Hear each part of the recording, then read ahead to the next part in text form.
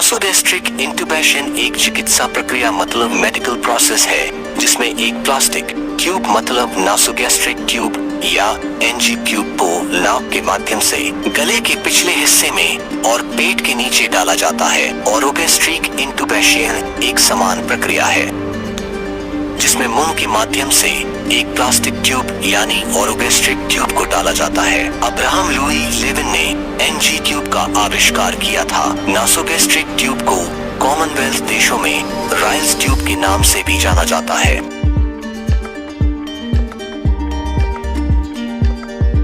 हाथ धोने के बाद एक ट्रॉली तैयार करें जिसमें दस्ताने, स्थानीय संवेदनाहारी जेली या स्प्रे, एक 7 मिलीलीटर सीरिंज, पीएच पट्टी, किडनी ट्रे, चिपचिपा टेप और स्राव एकत्र करने के लिए एक बैग शामिल है। पीने के पानी का एक गिलास पास में रखना उपयोगी है।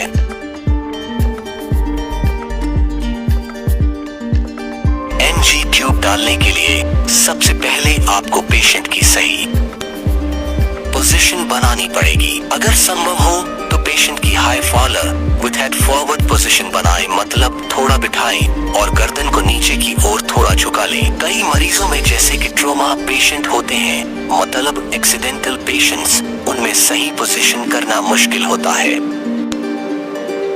पर जिसमें आप कर सकते हैं उनमें आप करें। एक एनजी ट्यूब डालने से पहले इसे रोगी की नाक की नोक से उनके कान के चारों ओर लूप मतलब एयरलोबे और फिर जिफोइड प्रक्रिया से लगभग 1-2 इंच नीचे मापा जाना चाहिए। एक प्लास्टिक ट्यूब के अंत में चिकनाई की जाती है, मतलब स्थानीय संवेदनाहारी जैसे कि 2% जाइलोकेन जेल का उपयोग किया जा सकता है।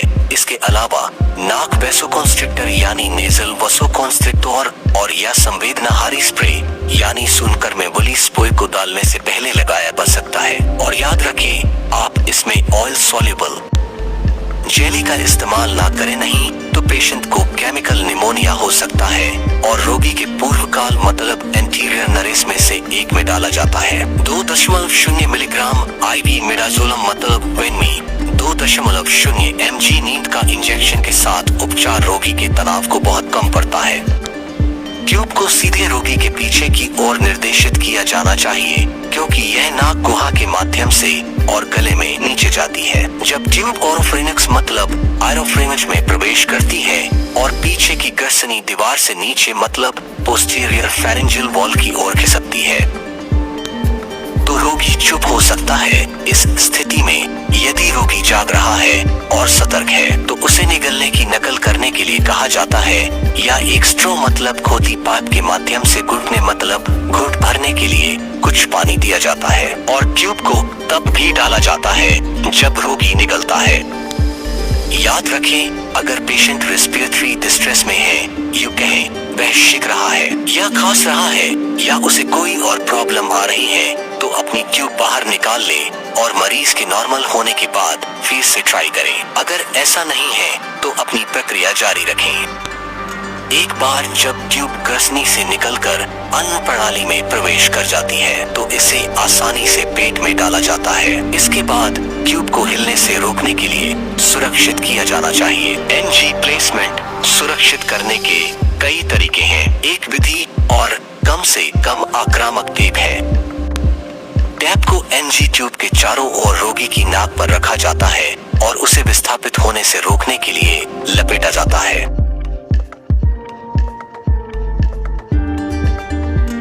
एनजी ट्यूब को सिक्योर करने या फिक्स करने से पहले आप उसकी प्लेसमेंट चेक कर लें। प्लेसमेंट चेक करने के 4 तरीके हैं, जैसे आप पेशेंट का एक्सरे करवाकर उसमें भी देख सकते हैं तो वह सही जगह पर है या नहीं। रेलेस दुबई में 3 लहर की गोलियां होती है, कई रूप में थोड़ी, कई रेलेस दुबई में थोड़ी सी हार्ड प्लास्टिक टाइप जैसा मटेरियल लगा होता है। इसके कारण ही ट्यूब इसोफेगस में आराम से चली जाती है और जैक्सन में भी दिख जाती है। दूसरा रास्ता है, आप एनजी ट्यूब से सीरिंग अटैच करें और पिस्टन मतलब प्लंजर फ्लैंज को पीछे कीजिए, जिसे एस्पिरेट करना कहते हैं। अगर गैस्ट्रिक कंटेंट बाहर आ रहे हैं और उसकी पीएच 4 से कम है तो इसका मतलब आपकी ट्यूब सही जगह पर है।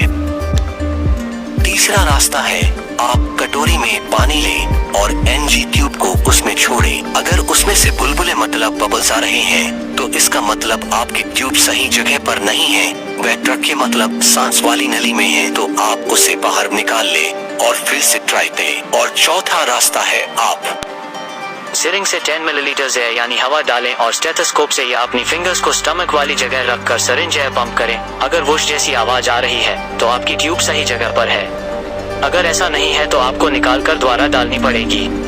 दोस्तों, अगर आपको हमारा यह वीडियो अच्छा लगा हो तो इसे लाइक, शेयर और सब्सक्राइब करें। और अगर आपका कोई भी सवाल या सुझाव हो तो माय कमेंट बॉक्स में जरूर लिखें। Thank you.